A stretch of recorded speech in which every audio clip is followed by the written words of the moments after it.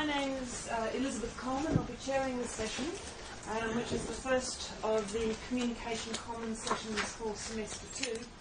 Today's speaker is Professor Murphy, or Associate Professor Peter Murphy. Many of you, I believe, know him. He's not only been significant in developing the program for communications in ECPS. He's also regularly acting head of school and plays a significant administrative role in ECPS. He's also a prolific publisher and co-director of the Performance and Social Aesthetics Research Unit at Monash.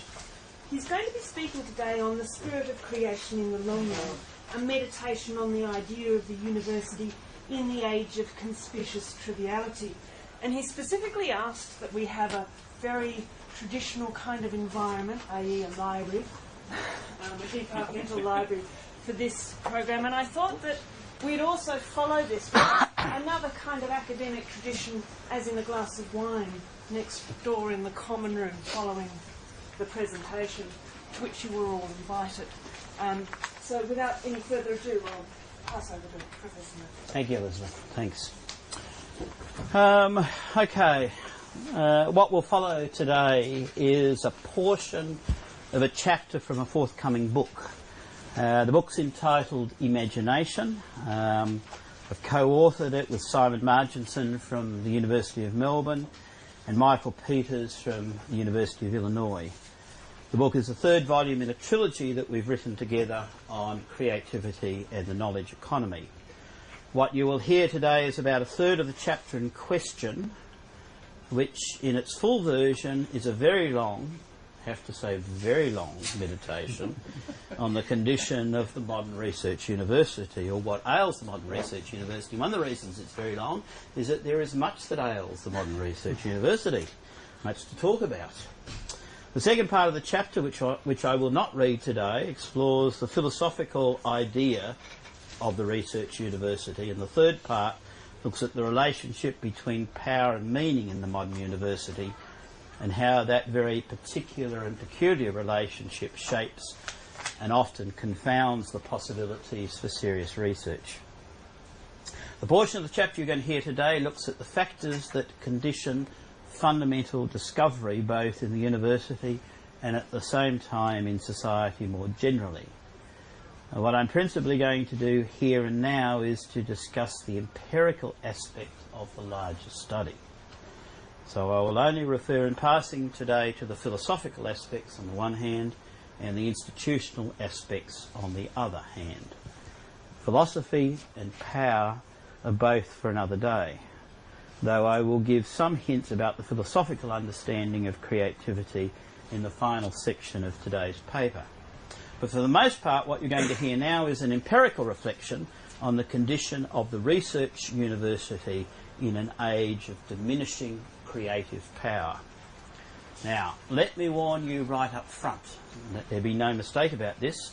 What I'm going to say to you is that the research university is not in a happy state, and the causes of its problems are deep-going, systemic, and are driven by the long-term state of creeping cultural paralysis that, for well over a century, has afflicted and hounded the societies that are the major producers of intellectual capital in the world.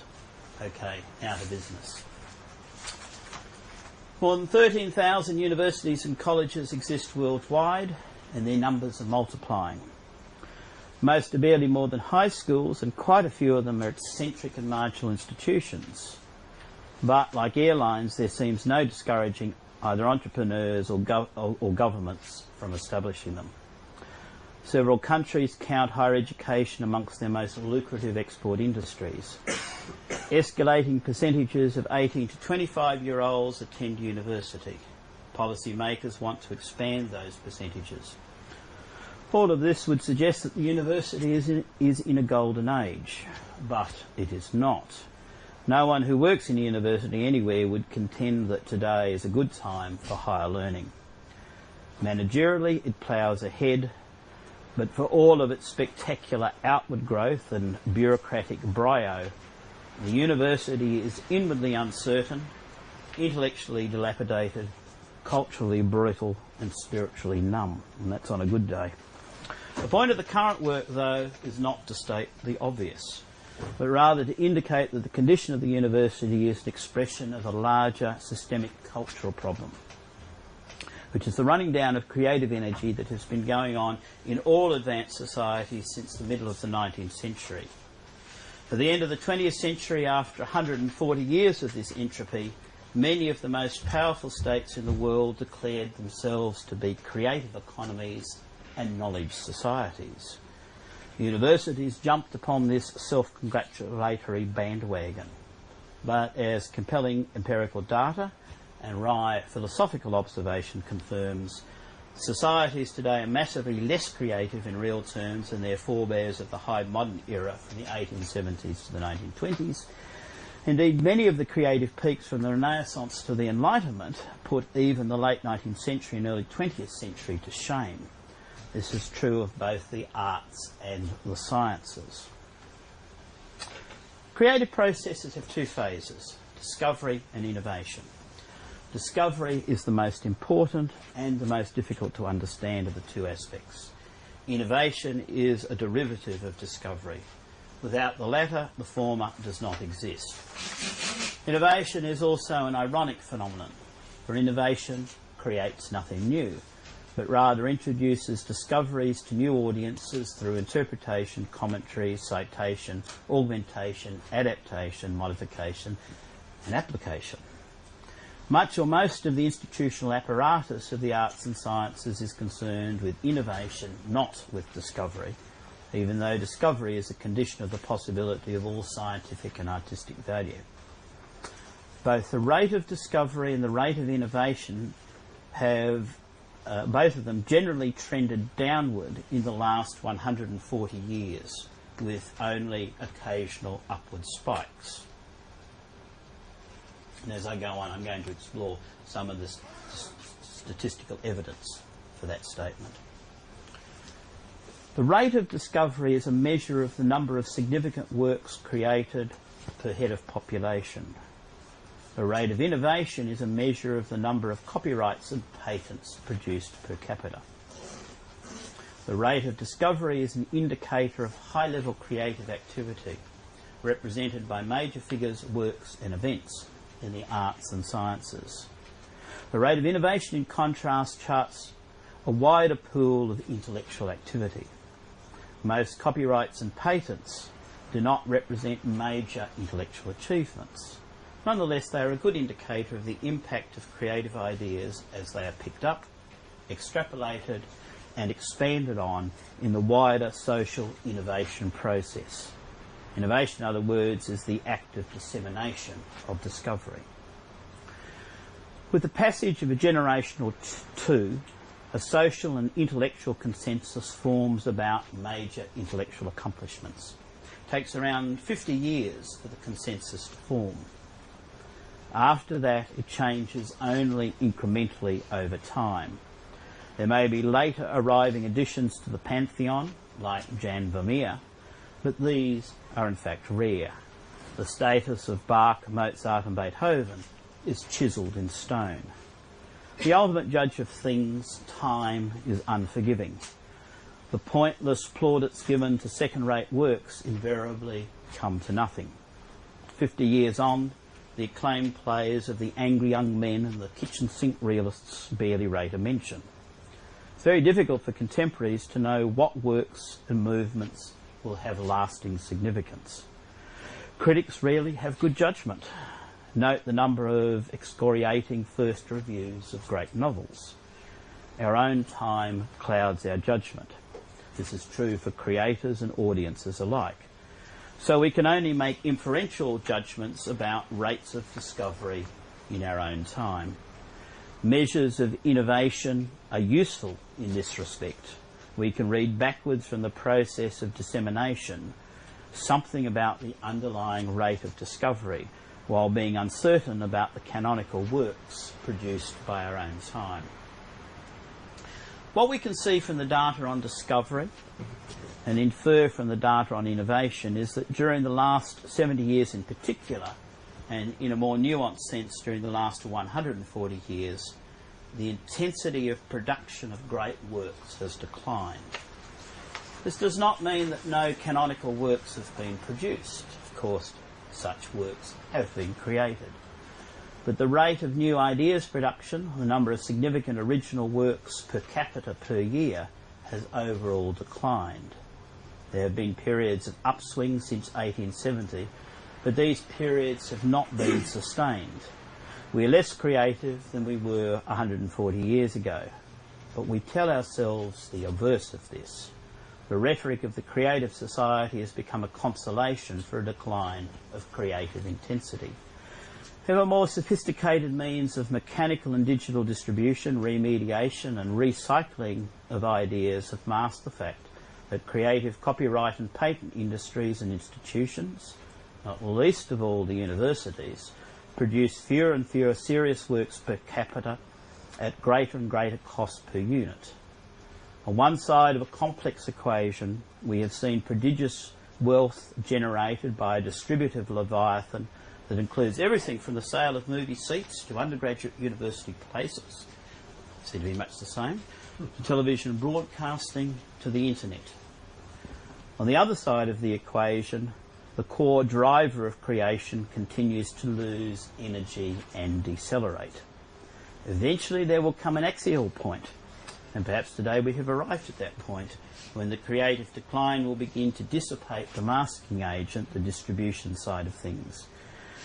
In the case of the university, it is now eating the entrails of its own living corpse.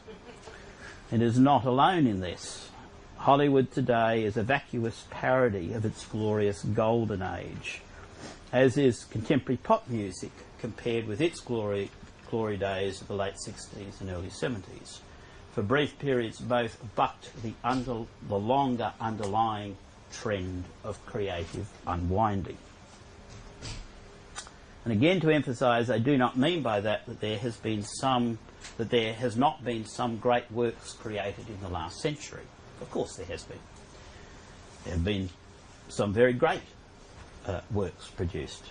But collectively, the point I'm making is collectively, I'm going to start to get into some of the statistical evidence for this, collectively the rate of creation has in fact slowed.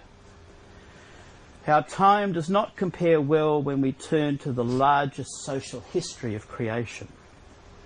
As Charles Murray's meticulous historico-metrical analysis in human accomplishment illustrates, the incomparable golden age of the visual arts was between the mid-1400s and the mid-1500s, with a second peak in the mid-1600s. Music creation peaks in the early 1700s and sustains a moderate high through to the middle of the 1800s. Western literature peaks in the early 1600s and again in the middle of the 1800s. Scientific creativity peaks in the later 1600s and then again for an astonishing period from the mid-1700s to the late 1800s. Huebner calculates that high-level technology discovery peaked in 1873. Similarly, after 1870, it's true. Similarly, after 1870, the rate of major achievement, that is, the number of outstanding figures, works and events per capita in the United States and Europe in mathematics, visual arts and literature also declines. There were two countervailing trends to this, an upswing in the number of significant figures, though not works and events, in literature, science and visual art from 1900 to 1920, and an upswing in technology advances in the period from 1920 to 1950. Nonetheless, what Nietzsche prophesied did eventuate. In 1872, in The Birth of Tragedy, Nietzsche predicted exactly what was coming: creative decadence. This was an amazing observation given that it was made with foresight, not hindsight. It was a prediction based on acute sensitivity to and understanding of the enigmatic and difficult nature of imaginative breakthrough. Nietzsche proved to be the exception to the rule of creative decline, and there would be other important exceptions. But in the end, the exceptions only proved the rule. What is true of creative discovery is true also of the broader process of aesthetic and scientific innovation. America was the most creative economy and society in the 20th century by a vast margin. So it can be used as a convincing measuring stick of discovery and innovation in the period. Patents and copyrights are a proxy for creativity. While they're a proxy, they're a very salient one. In spite of its comparative global creative power in all areas of the arts and sciences in the last 100 years, the peak year for patents registered per capita in the United States was 1914. The rate trended down till 1985, where it stood at 50%. Note that figure, 50% of the 1914 peak. It rose again, as would be expected, in step with the information technology boom from 1985 to the present day. But even at its renewed highest in 2005, it was still only 95% of the 1914 per capita figure, which is extraordinary considering the incessant contemporary social chatter about innovation. Notably, and I get it, it gets worse, not better. Let me tell you here. I mean, this is the good stuff. We won't get to the bad stuff. Okay. Notably, most patents today are registered by companies as opposed to individuals a century ago. It's not clear then that institutionalisation has necessarily benefited technology innovation. Okay, then what about the broader arts and sciences? Registrations of copyrights per capita slightly increased between 1900 and today, though only because the category of copyrightable objects increased markedly in the same period, meaning that copyright registration per capita in real terms actually fell. The 1890s appears to be the peak time for copyright creation in the United States, once we take into account the increase in copyrightable objects during the period.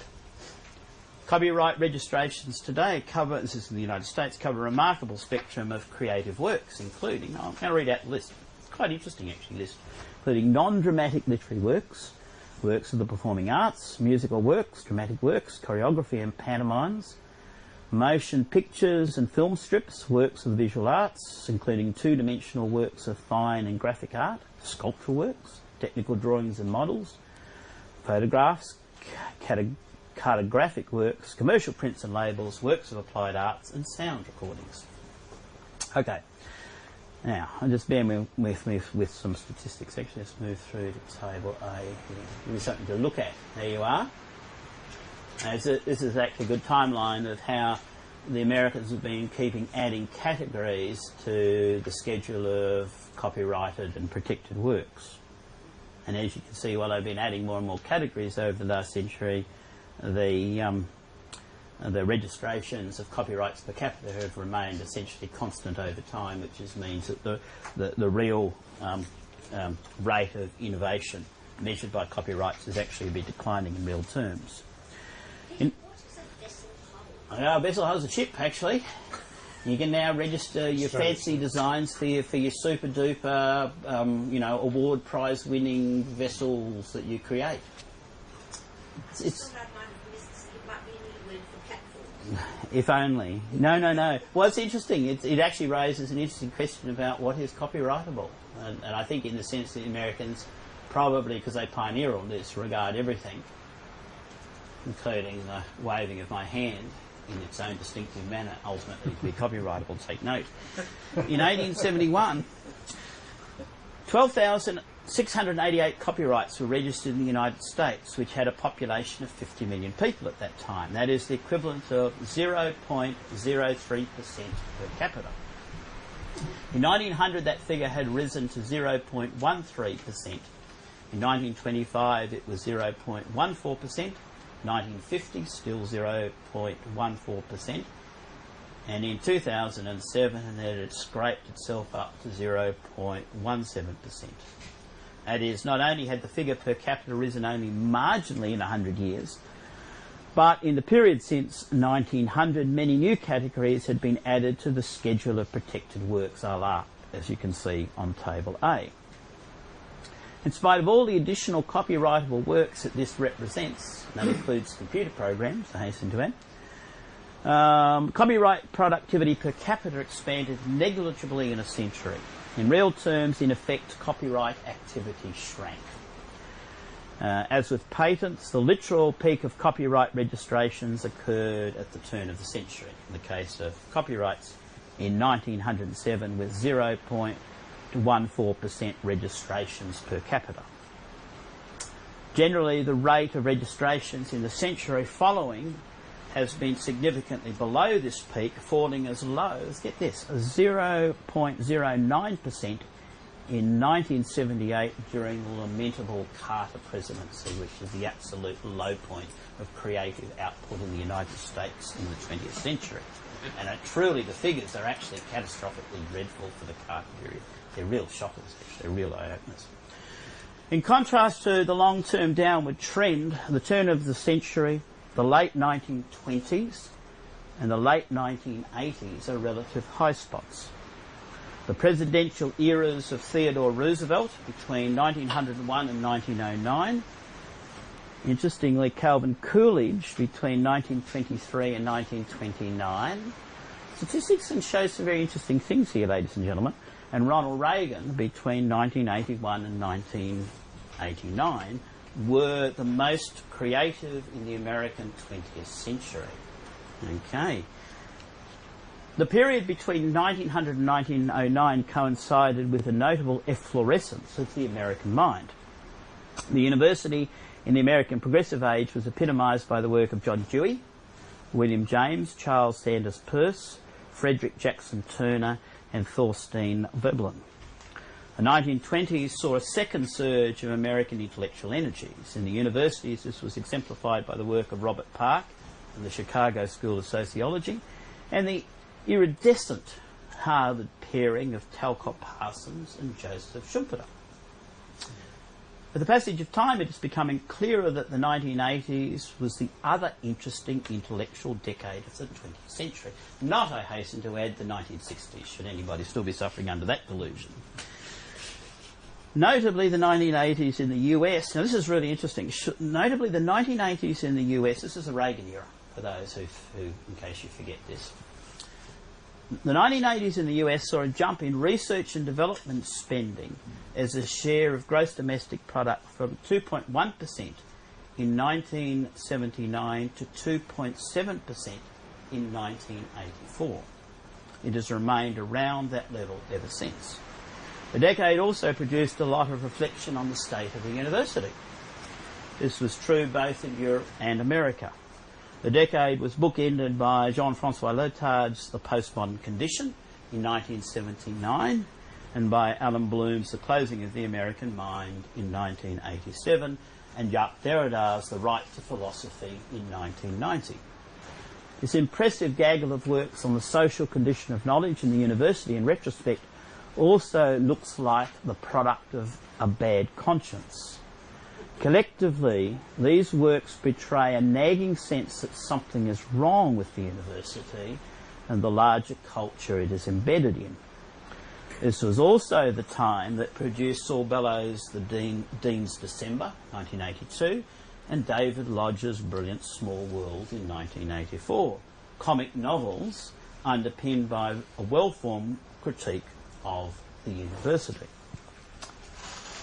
Perhaps the spiritual ailments of higher learning is best captured by two works of the period, both by Pierre Bourdieu, his Distinction in 1979 and Homo Academicus in 1984. These books had interesting things to say about the arts and sciences as social systems of status and prestige, and their power to create borders and adjudicate boundaries. But they had little to say about the vocation or the capacity of either art or science to produce cultural meaning. Unquestionably, in the 1980s, there were shooting stars like Bourdieu and Derrida, Bloom and Bellow. Yet the larger intellectual firmament was less and less capable of producing imaginary meanings. Now, the grey tones of this metaphysical picture are reflected empirically in the general level of innovation in the 20th century. As I said, measured previously by the proxy of copyright and patent registrations. And these either have trended downwards, flatlined, or else peaked briefly only to drop away again. The rate of first-class creative discovery was no better. Available systemic, historico-metrical data on major figures, works and events through to 1950 shows clearly that across both Europe and the United States there was no history-trumping peak of creative discovery in the 20th century for any of the established arts and sciences. And all suggestive evidence for the period after 1950 is that this lacklustre condition was only reinforced in the latter half of the century. If, in the case of the visual arts, modernist art could not approach the rate of creative output of the visual arts of the 1400s to the 1600s, then the desultory era of postmodernism was certainly not going to make any impression at all. As far as the new arts and sciences in the 20th century are concerned, they do not seem to have fared any better. If we take the cases of film and recorded music, both great American arts, their technology originated in the 19th century in the inventions of Thomas Edison and others. The genesis of their industries occurred in the era of Teddy Roosevelt and Herbert Hoover. Their creative peak is, in the case of film, the 1950s, and the late 1960s and early 1970s for recorded music. For film, a breakdown by decade of the Internet Movie Database, the IMDb list of top 250 films, predominantly Hollywood films, measured as a percentage of the total output of films for each decade in the last 100 years, shows, as in the case of Table B, in graphic manner, the story of the evolving ratio of quality to quantity as film creativity peaks in the 1940s and begins to steadily and persistently decline after that. In other words, bad cinema has increasingly subsumed good cinema, as any long-suffering watcher or consumer of movies can only testify to. There is no golden age of creativity for the arts and sciences in the 20th century anywhere that compares with Europe in the mid-1400s and the mid-1800s, and no signs of the onset of one in the 21st century either. The genius of the entire community is fraying at the edges. In the last 25 years we have produced a long list of consoling ideologies, granting ourselves august titles like the Knowledge Society, the Creative Economy, the Clever Country, and so on. These labels, though, belie the underlying declining rate of discovery and creation that has dogged most advanced societies. Even if this decline has been punctuated with rallies, the cumulative effect of this long-term trend is serious. Now, let's consider for a moment the social impact of the creative leviathan when it falters. The story I'm about to tell begins in 2008, the year when the world banking system fell into crisis. This happened because banks had too many bad loans on their books. It appeared in the first instance, or it happened rather in the first instance to American banks, but their predicament only exemplified a larger global story.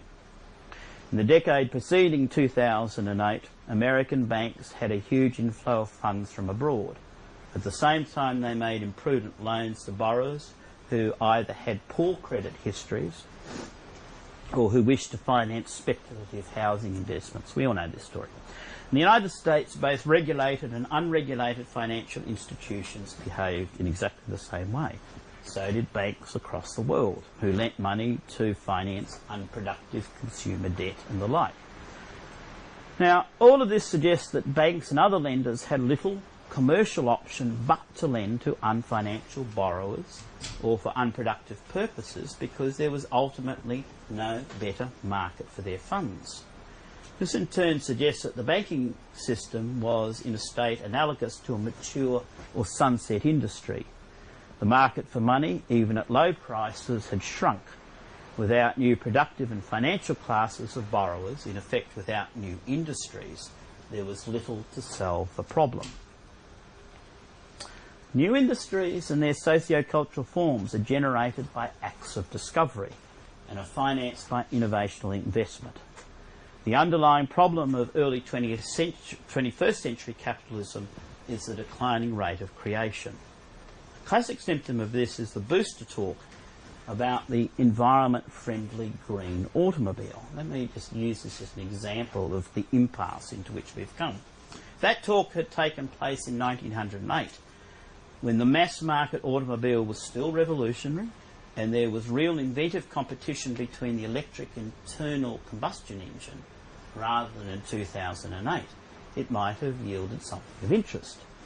If an electric car could offer any energy or carbon economy, rather than simply transferring energy loss or carbon output from the car itself to the plants generating electricity and its transmission down the power lines, all the way to the socket used to charge the electric car, then it might have some significance. As it is, applying belated heart massage to an arrested industry with technology that externalises inefficiencies is not innovation in any meaningful sense.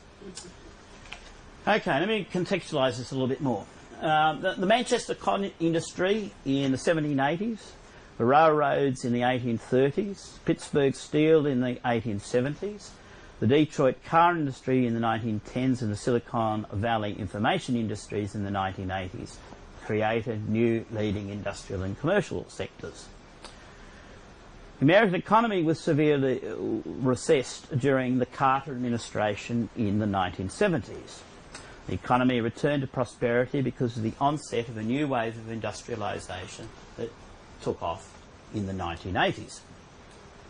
The primary driver of that was the rise of the then new information and communications technology industries. The American economy climbed out of the Carter era gloom because the rate of innovation rose significantly in the 1980s during the Reagan years. Yet it did not stay at that elevated level. It fell away again during the Clinton years. The communications and information technology sector saved the American economy in the 1980s, but it had run out of innovative steam by the year 2000. And the dot-com boom went bust. By the time new media became a mass phenomenon, it was already old media. Its key elements had been in place since the 1980s. As we move through to, there's a table here. There's actually a timeline. You notice I've circulated the timeline here, which is table F. Is what I'm going to speak to now. Okay, let me repeat that again. By the time new media had become a mass phenomenon, it was old media. Its key elements had been in place since the 1980s. The industry was innovative, meaning that between 1980 and 2000, the year 2000, it diffused key discoveries. It did not make those discoveries itself. They principally came from a handful of leading research universities. But the industry adapted, augmented, refined, combined, assembled and reassembled them. It did so for a time spectacularly, and then with diminishing returns, both cognitive and financial. So what I'm suggesting is that 2008 was a rerun, its last year was a rerun in an exacerbated form of the problems that we experienced in 1978. Some of us, like myself, lived through those problems in 1978. The ultimate problem was not the lack of aggregate demand in the economy, which could be fixed by neo-Keynesian techniques of budget spending and fiscal deficits, but rather a lack of sector innovation. This is a recurring episode in the story of capitalism since the Industrial Revolution. In 1820, the richest country in the world was twice as wealthy as the poorest country measured in GDP, gross domestic product, per capita terms. Today, the richest country is 60 times as wealthy as the poorest country. The principal reason for this disparity is innovation. This is the capacity not just to produce, but to produce new industries and export old industries abroad. Capitalism industrialises everything. Art, sociability, publishing, eating, beauty, information, waiting tables, and so on. To industrialise, it must innovate. To innovate, it must industrialise. When the rate of innovation declines, capitalist economies find themselves in trouble. Ergo, our present situation. It should be stressed that this is not simply a function of science and technology. The rate of government spending in the United States in the 1930s was 3% of gross domestic product, when today anywhere between 20 and 50% of the gross domestic product of countries goes to government spending. It follows that social policy and ultimately social thought have just as important influence on economic innovation as physics and chemistry do. Now, back to the universities. The universities figure prominently in this story insofar as innovation is a derivative of discovery. Innovation is the process of ingenious imitation, adaptation, augmentation, and dissemination of discovery.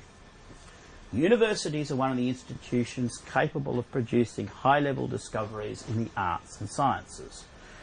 Though they are by no means the only such institution, nor are they necessarily the most effective at eliciting peak creation. Let's not get into the realm of boosterism here. Writing in 1973, Daniel Bell, who was a very astute observer, thought that the university was on its way to becoming the primary institution of post-industrial society. Now, this arguably turned out to be true. Don't pat yourselves on the back yet. Because yet, post-industrialisation in the long run also turned out to be much less impressive in a larger historical sense than a number of its prophets predicted. Thus it can be concluded that the universities were the prime signifying institution of a less than prime historical period, or that they were much less able to lead innovation and stimulate creation than appeared initially to be the case at a time when they had assumed a great social weight. Three things are true, I think. Like the larger culture in which they are embedded, universities have been running out of steam for a long time. As universities also have been growing in size for a long time, their entropy has been partly disguised. Finally, all such processes are relative and not absolute. There is no point at which the good era switched to become the bad era. So then, do universities matter or not to the dual process of discovery and innovation? The short answer to this question is that universities do matter, but that only a very tiny handful of them matter. And still more brutally, only a small portion of staff in that tiny number of institutions contributes to creative discovery. This is what I call the 5% principle. In OECD countries, 5% of the faculty members in 5% of universities engage in significant levels of discovery. The numbers that contribute to the broader process of innovation are larger, but only modestly so. Yet in spite of the very small number of significant research institutions and actors, university research remains an important medium of discovery and innovation. Mostly it is a medium for innovation, even when it adopts the guise or disguise of discovery. Innovation, though, functions as the ecology for discovery. It is doubtful if the latter could occur without the former. One of the most fundamental social facts about research is that it is highly concentrated. In the 1970s, there were 2,500 accredited colleges and universities in the United States, including public and private universities and liberal arts colleges. As Daniel Bell noted in 1973, 100 or 4% of them carried out more than 93% of research generated by the sector. Now let me know, this is 2,500 colleges and universities. 100 of them, or 4% of the total, carried out more than 93% of the research generated by the sector as a whole. And of that tiny group, 1% of them, or 21 universities, carried out 54% of total American higher education research. and 10 universities were responsible for 38% of the sector's research output. Has anything changed since 1973? Well, no. Today there are 2,618 accredited four-year colleges and universities in the United States. In 2009, the Carnegie Foundation for the Advancement of Teaching classified 96 universities as research universities with very high research activity, essentially the same as Bell's 1973 figure. After 30 years of the knowledge economy, the landscape remains essentially unchanged. Let me go to Table E here. Table E lists the top 20 American research universities, also coincidentally the top 20 research universities in the world. The 2008 Leiden University Global Index of Research Universities, from which this data is drawn, treats discrete University of California campuses as separate universities. To compare Bell's data from the 1970s, this has been adjusted, and the University of California is listed once rather than multiple times in the top 20. The concentration of American university research is replicated elsewhere. Australia, for example, has 44 universities and 71 state-accredited degree-granting institutions, 115 universities and colleges in total, including some of those eccentric and marginal institutions that I talked about at the beginning of the paper. 14 of the total are classified as research universities, or 12% of the total Australian institutions, and 8 of those institutions, or 7% of the total, produce most of the sector's research. And you can take all the flying guess at what who those 8 institutions just might be. I won't comment. The technological science... Okay. Now, what does this mean? Well, the technological... Let's take a particular case. The technological science that was central to the emergence of the new media, communications and information industries in the years between 1970 and the year 2000 demonstrate very clearly the manner in which a very small group of research universities do matter in the contemporary process of social creation. The key building blocks of the digital communications and media industry are short to list, and I've already set them out in Table F that you've already seen there. The key actors who created contemporary communications and technology came from the following: from 9 research universities, together with 3 corporations, IBM, BBN and the RAND Corporation, and the Defence Department's Advanced Research Project Agency.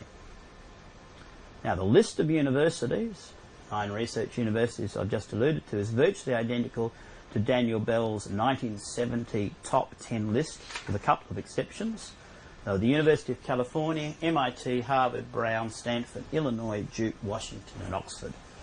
The small number of leading research universities capable of a very high level of flexible, open and porous interaction with one another played an indispensable role in the creative phase of digital communication development. That's a key example. The question remains, though, is why does research concentrate in a handful of institutions? The answer to the question is that discovery and innovation are rare human capacities. Very few people are capable of serious research, and the few who are capable of it like to associate together. This applies as much to the creative arts as to the creative sciences.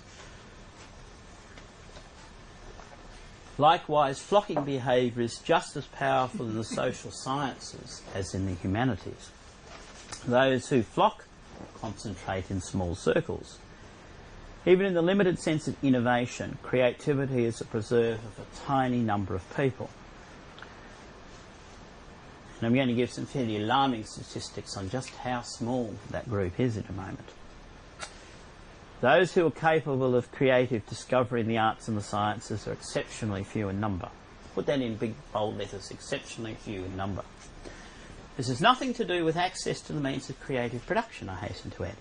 A cursory look at any of the millions of blogs or other, any of the collective authoring sites or YouTube video uploads of non-pirated materials will very quickly confirm that fact.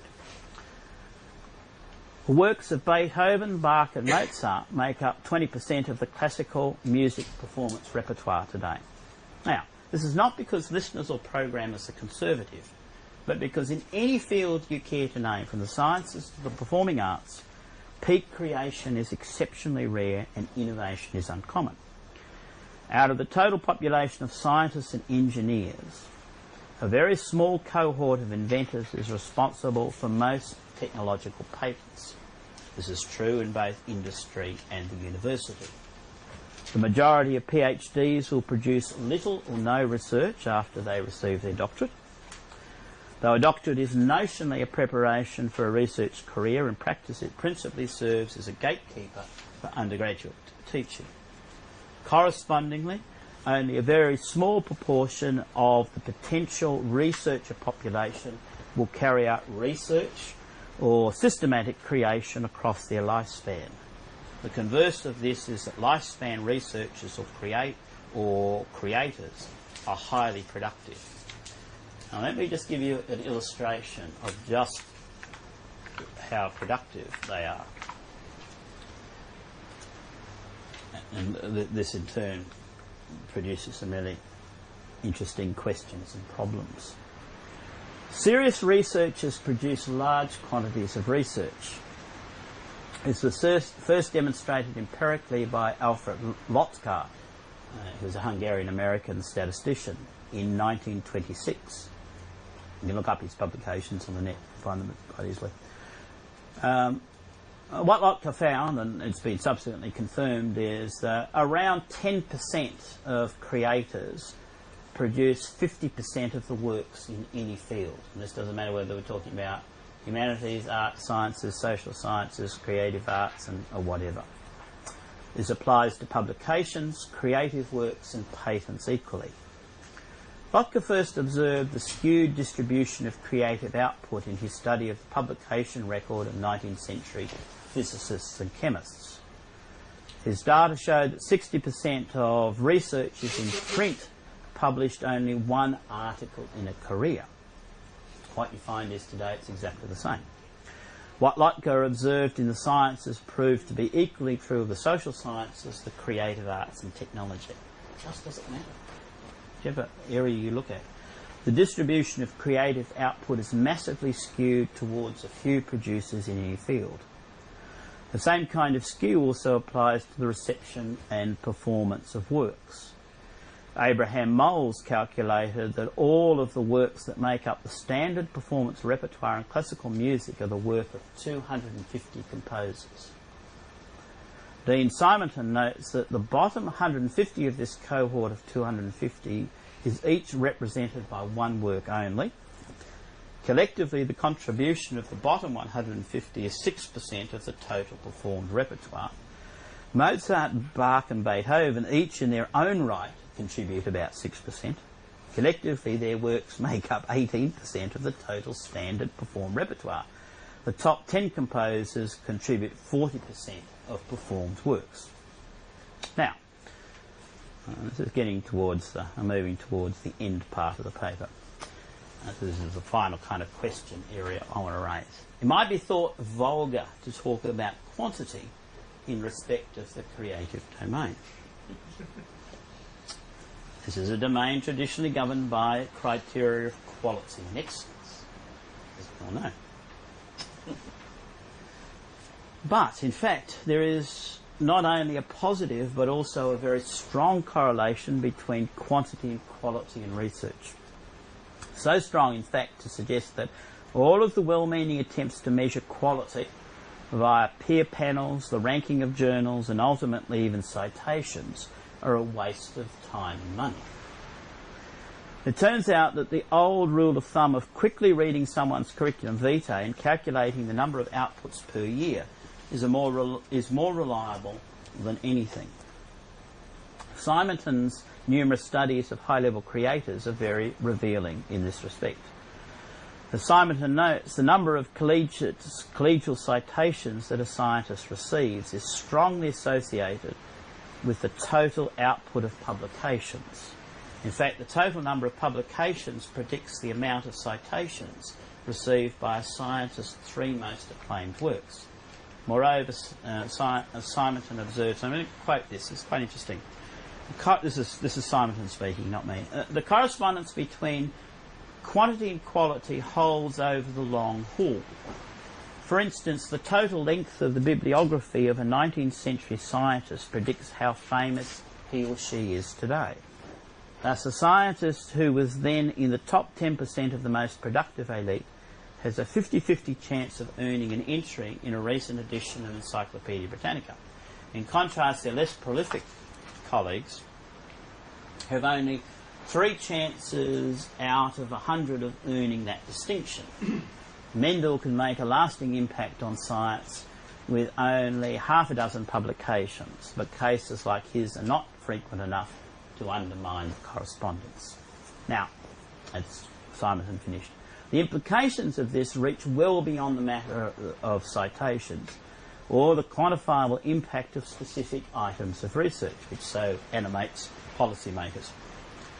And implications, in fact, bear upon the very important question of what constitutes the animating medium of creative behaviour. What makes the creative beast tick? Let me begin by observing what does not make the creative beast tick. The tradition that extends from Friedrich Schiller via Johann Huizinga to Herbert Marcuse was wrong. It is work, not play, that animates creative action. R.J. Simon's studies showed that eminent researchers work exceptionally hard, typically 60 to 70 hours a week for most of the year. This is work in a consecrated sense. The Coles observed the intense devotion that eminent scientists have to their labours. They called the source of this, rightly, a sacred spark. There is a very strong correlation between creativity and productivity. They are 2 sides of the same hallowed drive. The 1954 study by Dennis found that the average lifetime output of American scientists elected to the National Academy of Sciences was 203 publications, and the median number was 145 publications. 145 is a better, the median figures actually tells you more, because you get these people who produce 700 and 1,000 publications in a lifetime, sort of preternatural creatures of unusual, bizarre abilities. Well, they produce publications that got 2 pages or 1 page per publication. I don't know which one. Zuckerman's 1977 study reported that American Nobel Prize winners published an average of 3.2 papers a year, compared with the 1.48 papers published by peers with national eminence in science. Albert's 1971 study calculated that psychologists who were recipients of the American Psychological Association's Distinguished Scientific Contribution Award averaged 2.9 publications a year. Simonton calculated that Darwin averaged over 2 publications a year, Einstein almost 4, and Freud over 7.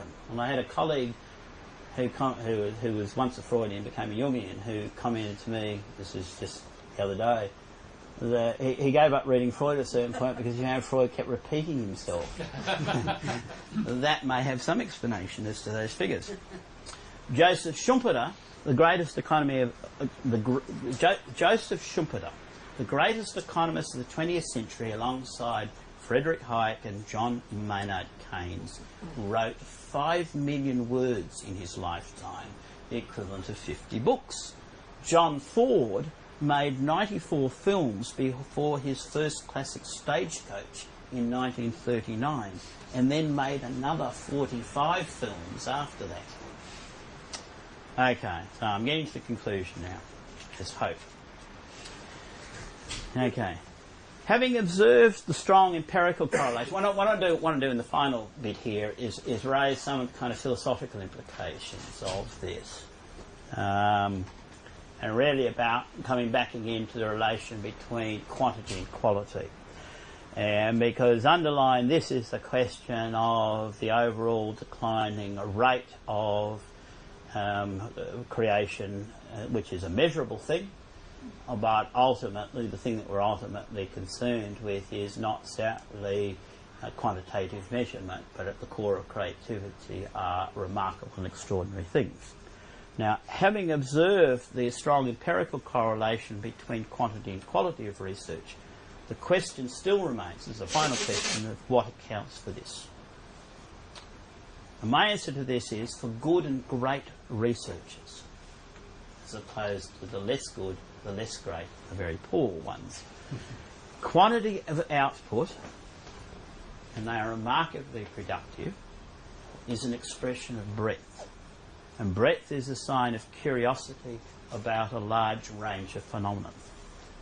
Discovery, and this comes back to the question of discovery. Discovery, I contend, requires the ability intellectually to make a union of disparate concepts. This is what Einstein and Nietzsche did. Einstein's theory of relativity connected the seemingly unrelated fields of Newtonian mechanics and electromagnetism. Nietzsche's marriage of the Apollonian and the Dionysian was equally dramatic. In larger social terms, what the physicist and the philosopher did is akin to what Schumpeter observed that entrepreneurs do when they conceive new technical, financial or organisational combinations. The periodic and unpredictable emergence of those miraculous combinations is the driving force of modern capitalist economies. The imaginative conjuring of such protein combinations should not be confused with the over-inclusive thought processes of those who are mad. Imagination is the antithesis of cognitive pandemonium. It is synthetic, not inclusive. It integrates unlikely elements. It makes surprising connections, and it does this animated by a drive for coherence, form and meaning. Meaning is constituted by the emphatic integration of radically disparate elements of experience. This conjuration constitutes the core of the act of creation. Now, this is why the most interesting research crosses the boundaries of fields and occurs at the intersection of disciplines. Something that is repeated ad nauseum and rarely observed in practice. The most interesting research is a meeting and matching of incongruent essentials. The great 20th century sociologist Max Weber, who was truly great, was once criticised by some academic hack for writing outside his field. When asked why he did this, Weber retorted, "I am not a donkey and I don't have a field." Remember that next time when somebody complains that you're sticking your nose where you're not wanted. Weber was also massively productive, and he was productive because he wrote on an astonishing range of human concerns, from religion and ethics to economics and the city, all of which he integrated beautifully into an overarching study of human rationality. Tellingly, Weber's time as a professor was of very short duration. A very good second-rank scientist like Henri Poincaré, a winner of all of the major science awards of his time by the Nobel Prize, published some 500 papers and 30 books in his lifetime. While perspiration without inspiration does not of itself produce interesting work, we know that. Perspiration is nevertheless closely correlated to inspiration. One of the paradoxes of creation. Whether in the arts or the sciences, high-level creation requires familiarity with a number of fields. Often one of the characteristics of high productivity is fluid movement between fields and domains. As Poincaré, who was very reflective about these kinds of questions, noted, invention is related to combination, which is pretty much the same thing that Schumpeter said about innovation in the economic field. Among the combinations we choose, this is a quote from Poincaré, the most fruitful are often those which are formed of elements that are borrowed from widely separated domains. Now let me give you a very striking example of this. And I am getting towards almost the end. A classic example of inventive combination is the case of the creation of the Google search engine, which came out of the coalescence of Sergey Brin's research on data mining systems with Larry Page's study of research citations. Why would you put those two things together? Now, many philosophers insist that knowledge produced for its own sake is superior to useful knowledge. I can go upstairs to the 11th floor and they will tell me that ad nauseum. What the Page-Bryn story indicates is that utilitarian devices depend upon the imagination as much as sublimely and gorgeously useless things do. From the standpoint of the imagination, there is no cognitive pecking order. Samuel Coleridge gave an immortal definition of the imagination. Let me remind you of it. The imagination is a synthetic power that reveals itself in the balance of opposite or discordant qualities. Brilliant. Poets and inventors do not stand so far apart in this matter. The idea for the computer pointing device that Douglas Engelbart invented in 1963 was inspired of all things by Engelbart's review of a series of experiments on laboratory mice carried out by the great American geneticist Clarence Cook Little. This underscores Poincaré's observation that creative acts are formed of elements which are borrowed from widely separated domains. Which also is another way of saying, if you want to do some interesting work, forget your own field and go and do some reading in some completely unrelated area, and that will help give you some good ideas.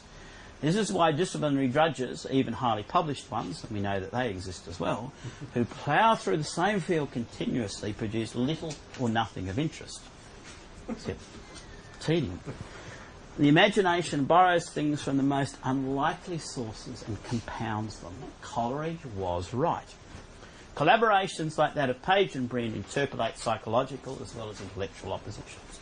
When they first met, when that pair first met, strikingly, and this is really classic, okay, they disagreed on almost everything and yet ended up as intellectual soulmates and close friends and made billions of dollars as well.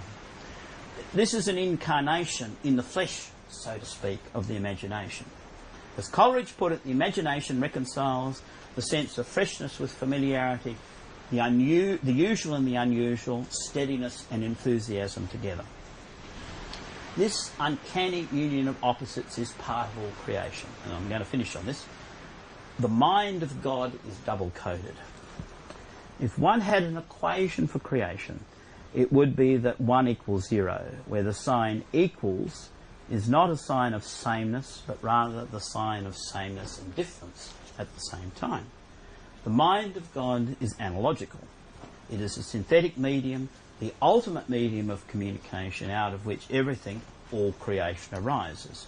There are greater or lesser creations, but greater and lesser are simply different aspects of the same thing, creation. Okay, thanks.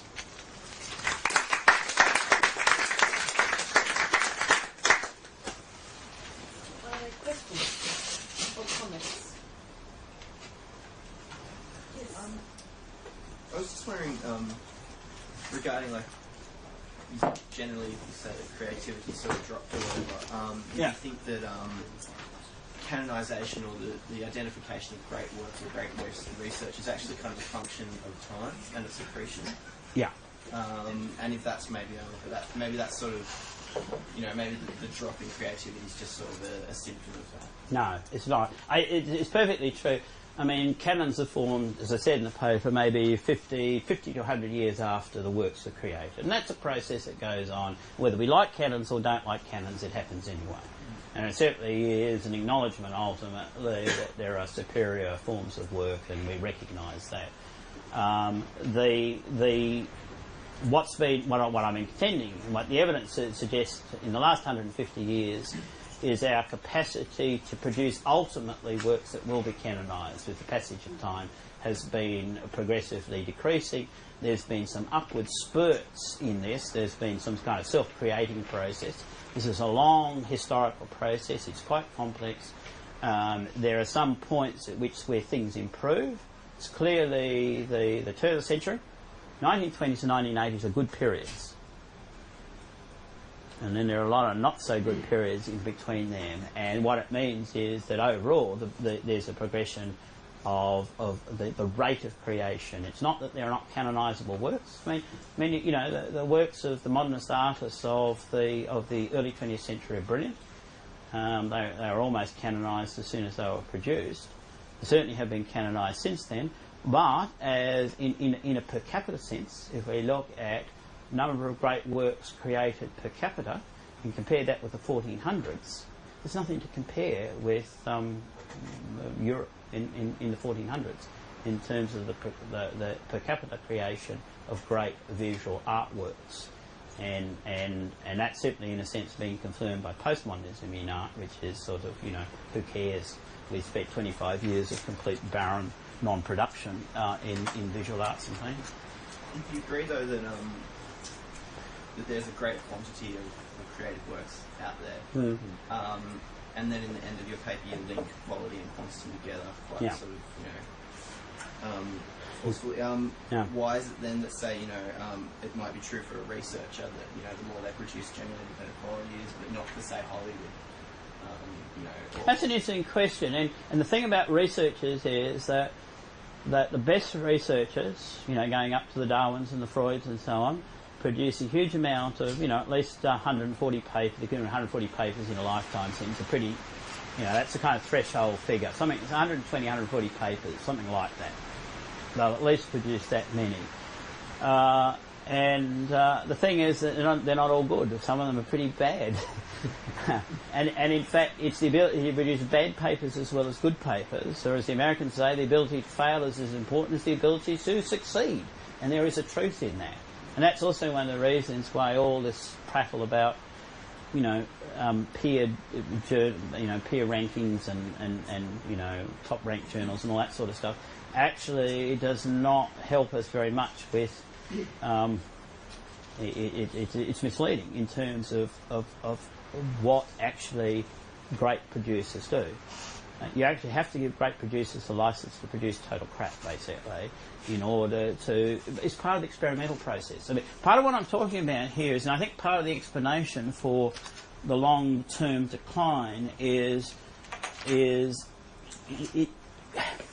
not... You know, I draw the distinction between work and play, and I was very sceptical about play. I mean, hard work, play activity is really essential to great creation. But it needs to be combined with a certain freedom. And one of the freedoms is your freedom to be able to move across quite a broad spectrum of you know, disciplines, fields, subfields, picking up kind of weird ideas that will actually provide the stimulus, to provide the analogies that will actually allow you to solve problems in your field and domain. And that's the crucial thing. And what I'm suspecting is that in the last 140 years, that ability, that particular freedom has declined over time. We'll move on, and we've got a list here. And so to get through them, I'll get you to keep your question short. And my response is short, yes, which is very... I'll tap on you do that. So, in the corner. I just want to ask you something quickly about your table, eh? Yeah. So I gather the argument was supposed to go like this. So the number of things registered for copyright is roughly constant, but that's misleading. Yeah. Because there are these new categories that have been added. Yeah. And so therefore there are things that we're now counting as copyrighted. Yeah. That people have been. That's right. That's right. So when I look at this list, I see all the things on this list except for the bottom two seem to be things that there's not very much time before they're brought in that these things will be worked on. So Yeah. semiconductors, 1960. Exactly, that's right. Yeah. So the only two things on here I can see are architectural works and vessel art. Yeah. So I'm just wondering how significant that turns out to be. No, I think the point I'm making is that there's a comparison with the rate of innovation at the turn of the century, before all this happened, before 1912. There was a schedule of things which was, publications, some dramatic works, photographs and so on that you could classify. And so the number of items being produced for copyright were defined by that field of objects that you know. I mean, I was a photographer or a producer of books and so on, and now the potential range of things that you can have classified has expanded enormously in that period of time. Whereas the rate of production of copyrighted works has not increased significantly over the period of time. So it's So if the argument's more about there's a wider range. That's right. Then couldn't it just be that people are now more interested in some of these areas than others? It's possible.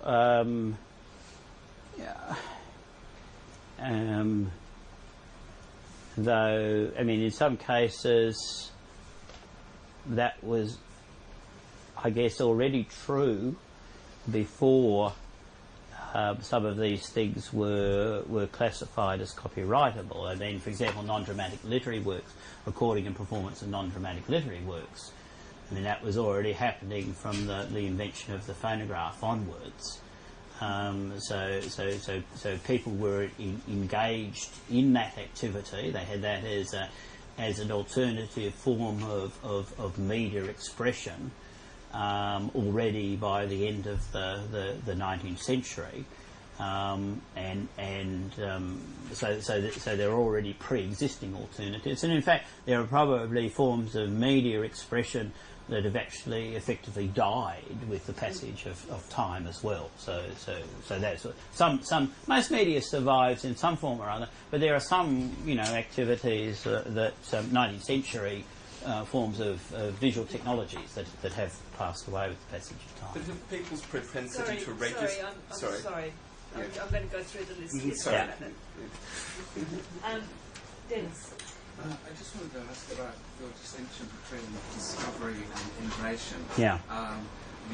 As I understand it, you're saying that innovation is derived or derivative. Yeah, sure. Unlike discovery. Yeah. But I just don't understand what something underived could be. I don't see what the difference between the two things is. Is. Okay.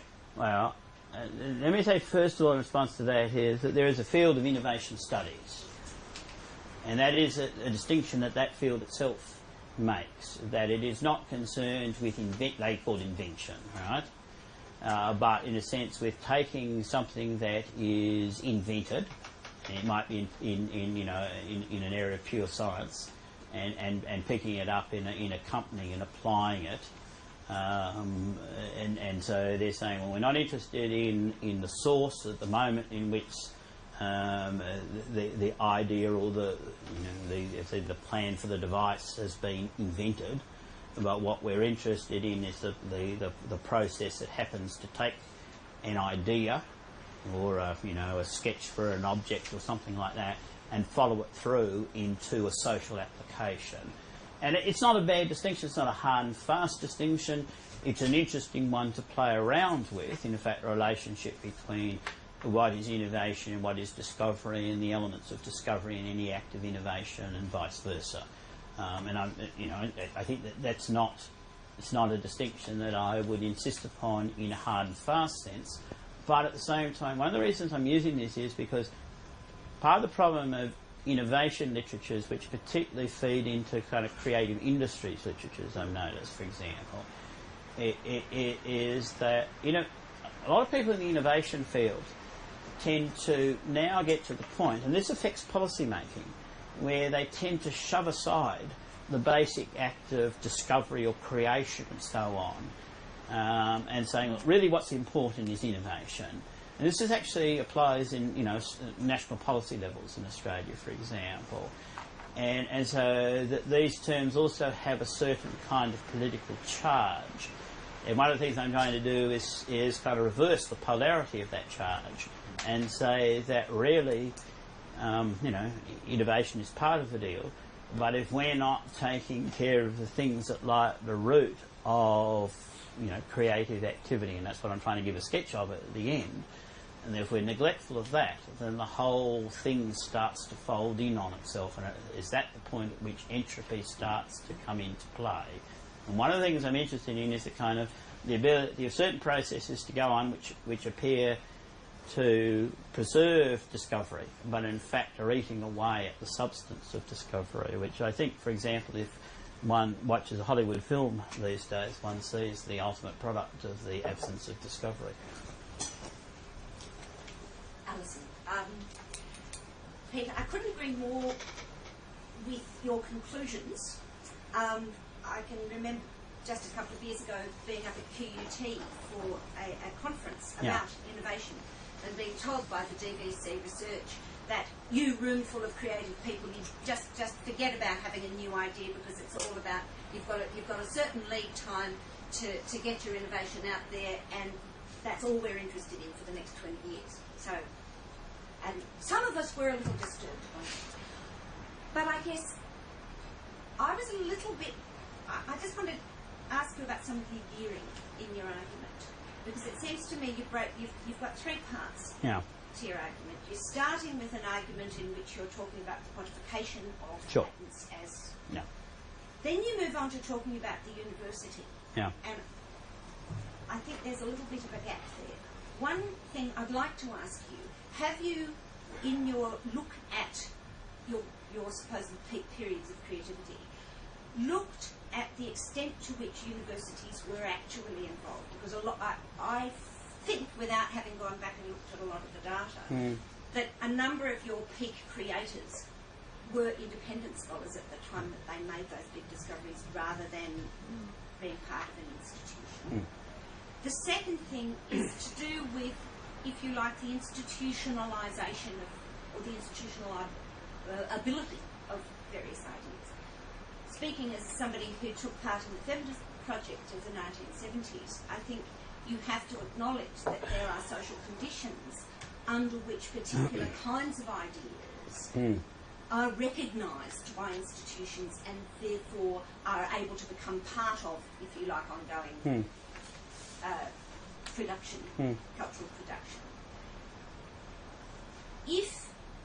And it seems to me you haven't articulated a basic assumption in your paper, which is that you seem to be implying that universities ought to be creative places. On the other hand, if I could put to you as a provocation that actually universities are about the regularisation of knowledge rather than the creation of knowledge, then under what conditions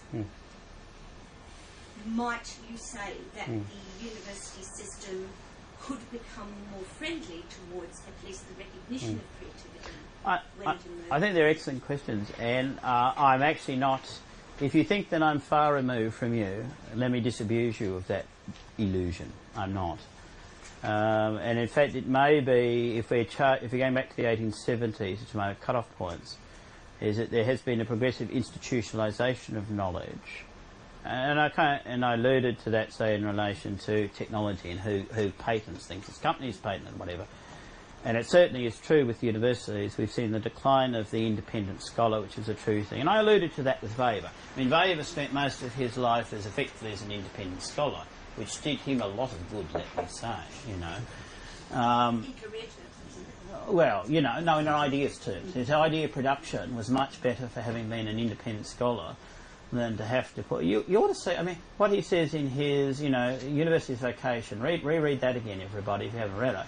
And what he begins with is an almighty onslaught on the mediocrities that he has to put up with in the universities, for Christ's sake. I actually thought that, the other, Vader's great three-part classification of charisma, what happens to ideas and what happens to social movements, seems to me to be very pertinent to what you're saying. One of the few people you didn't talk about was Kant. And I guess one question that I'd say is, what is surprising you about the fact that we appear to be in an era well, Kant started effectively his teaching position at the university when he was 40. He was a librarian before then, did many of his major works as a librarian before he became a professor. I'm not making a case to the university. I think universities have lots of problems. All I'm observing is that the university has become quite central to the process of creation, not necessarily for the good of the process of creation. There's two things, difference between a social fact and the consequences of a social fact. I mean, I think Daniel Bell was right to say that the university was emerging as the institution of the postmodern era. I think that's correct, and that happened. And I think one of the things I'm actually suggesting is, well, maybe that wasn't such a good thing. And if we are stuck with this as the case, if there's not going to be a further deinstitutionalisation, shall we say, then the universities, they need to be self-conscious about it, and they need to be able to find ways of actually protecting the sacred core of creation, which is a very difficult thing to do. Don't ruin it, and their propensity for ruining it is legion. We live it every day. Aided and abetted, I have to say, by national governments and some self-delusive global movements for this, that and the other, which we can all list off readily. I'm not going to bore you with what you already know to be the case. As I said, this paper is part of a larger work where it does deal with some of these questions. Sorry, I'll shut up. Sorry, I'm trying to move it along. There's Yeah. Sorry. 3 questions, and I'm thinking we're running out of time. There are another 3 questions. There's Stuart, Eduardo, and Mark. And I'm just wondering if we can have 3 questions together, just in case there's... No, I can't cope with that. I mean, it's one at a time. Come on, we can... I'll just take the shoe off. I was really pleased when you started to address the quantitative versus qualitative issue at the end, but it still left me feeling quite disturbed by the whole thrust of the thing. And I guess the question more to the whole room, did anybody else have this sense of vertigo and nausea during the thing about the way you had the slippage between a lot of the not so much the way the assumptions led to the conclusions or anything like that, but the nature of the sort of things that were being used as categories by which stuff was being assessed seems to me, I thought there was, as I was listening to it, I was going, yeah, but what if, but what if, but what if, and I'm sure that this discipline of innovation studies has developed a body of its categories, and it's taken for granted and all of this sort of stuff. But what most disturbed you? Come on, get to the core of it. To me, a lot of the time, it felt like some sort of great metaphysical joke that was being played on. There's something wrong with that. And it was the core point, the hot point of it was first-class movies, .025. Bringing together stuff filled me with terror. And I'm just isn't that your experience of movies? I have to ask how you arrived at that. That's a completely American statistic there. I mean, the IMDb, for Christ's sake, they've never heard of the French New Wave, the New German cinema, the Taiwanese cinema of the 90s. That's a load of bunk. No, that's actually not true. That's actually not true. No, it's actually not true. I haven't got my message. You're doing well for But that, I was going to say, when you addressed it in terms of quantitative and qualitative, I sort of thought, well, and yes, and it really worked when you were talking about the amount of work somebody does as a qualitative thing, that point where, I think it was Percy who said, quantity becomes quality. Was it Percy? Or Engels. Yeah. But the thing is, it's a question rather than of, for me, quantitative versus qualitative, of the pertinence of the measurements which are being employed to assess these things. And can you comment on that or something? I'm very happy that my figures upset you. Very succinct. Yeah. Right, I'll move on to Eduardo then. I wasn't upset, but I did detect an irony, not that there's anything wrong with ironies. The period which you're highlighting as a very productive and creative period between 1870 and 1920, which includes people like Weber and Bevlin, who you mentioned. Interestingly, there are many intellectuals who would have diagnosed that period, or who lived through the period, who would have seen it as a very decadent period, or a period of great spiritual crisis. In fact, that's one of the things that kind of drove Weber. He was very much a Nietzschean. You know, what doesn't kill you kind of makes you stronger. So it was a real kind of desire to kind of, in a sense, not find easy solutions to questions of life's meaning and so forth. So I did want to get you to comment on, is there an irony that this... I mean, it's probably less the case in the United States than in Europe, I imagine. Can I answer the question? Yes, of course. I think because it's a really good question, and I think it actually goes to the heart of the matter. Is that you could say exactly the same thing about the 1980s, and I think more or less alluded to that in the passage where I talked about the 1980s. The 1980s is a similar period. There is a real upswell of some interesting work, but it actually, the tone of it actually is that it's suffused, not quite with the same sense of spiritual crisis of the period before the First World War, but nonetheless there is a deep amount of angst, shall we say, going on there. And I think this is part of the problem, is that these upswing periods, although they're fascinating intellectually in creative terms, whether it's Weber or Bourdieu or whatever it is, the people are producing really interesting works. But these periods are short periods, they're about 10 years, they don't sustain themselves, and in fact I suspect they don't sustain themselves for the very point that you're alluding to, is the greatness is also attached to some underlying sense of malaise or spiritual discomfort or something like that. And this suggests to me that there is a long-term problem, that our best periods of the last 140 years have also been had this sense of both the ability to produce great works, but in a kind of in a spiritually bracketed sense. All right. Quick response to another question I want to ask you: inputs versus outputs. Sorry. Well, he answered my question before I finished. I want to get a response on inputs versus outputs.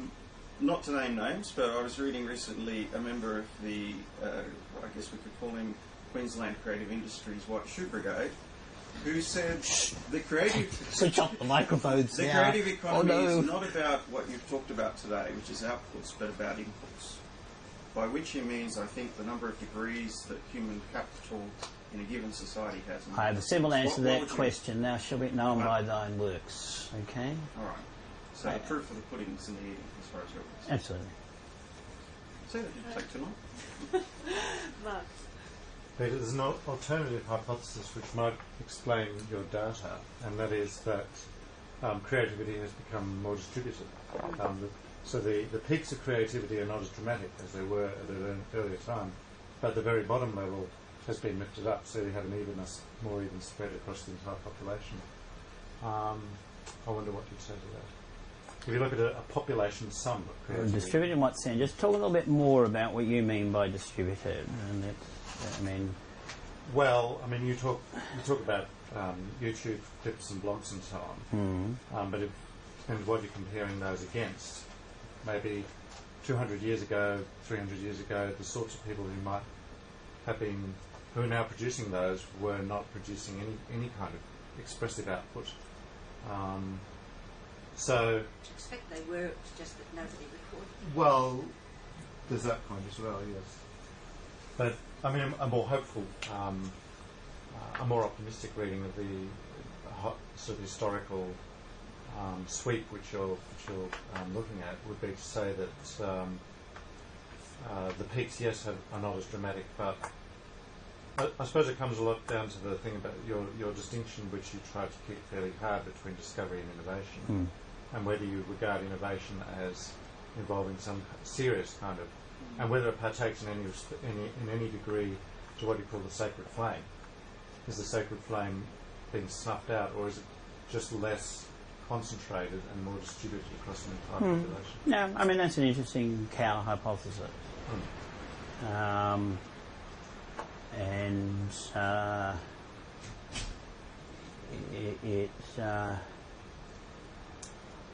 don't want to rush to sort of set that aside. I mean, I think that's something that's worth. I'd be very kind of very happy to think about that as a hypothesis. I mean, when I was writing this paper, I did run through that as a possible hypothesis, and I guess one of the reasons I set it aside is I figured that in the end, anything that's produced by the prosumer, right, is, and I keep a fairly close eye on this, it is that anything that has legs in terms of, cultural potency and so on, or scientific or technological potency, will turn into a copyright at some stage and will become a kind of measurable objective, notwithstanding, creative commons and all those kinds of things. And there's no, given that we've had the the great vast online archive now for quite a long time, I mean, the only upsurge in since 1985 really has been technology driven, and it's not clear that that it's had a significant effect in, let's say, in terms of socially recognised cultural artefacts, and so I'd be kind of sceptical, but it'd be an interesting counter case to work through to demonstrate that there is some sort of other alternative new sphere kind of layer. But in the end, what I see of successful new sphere products is that they acquire sort of certain forms of cultural legitimacy that's defined, becomes legally defined and so on. So,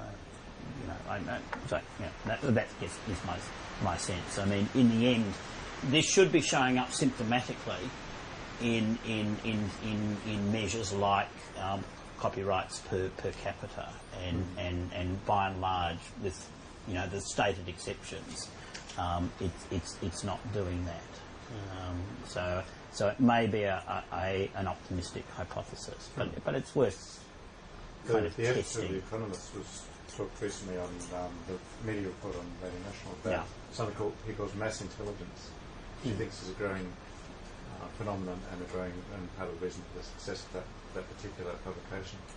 But I mean, it was moving towards that kind of idea, and I suppose what you might say in response to what you're saying is that it never quite reaches the threshold of copyright.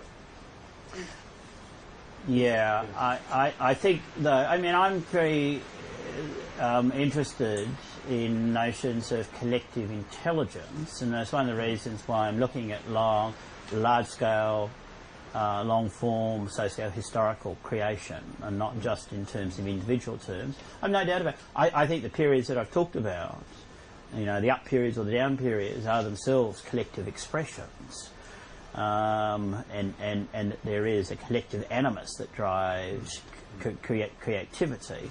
Now, it may have a particular technological channel or media channel. There's development of informal media and social media. We all know about this, and that may, that's driving the how is it? Okay, that's the media through which collective intelligence is expressed.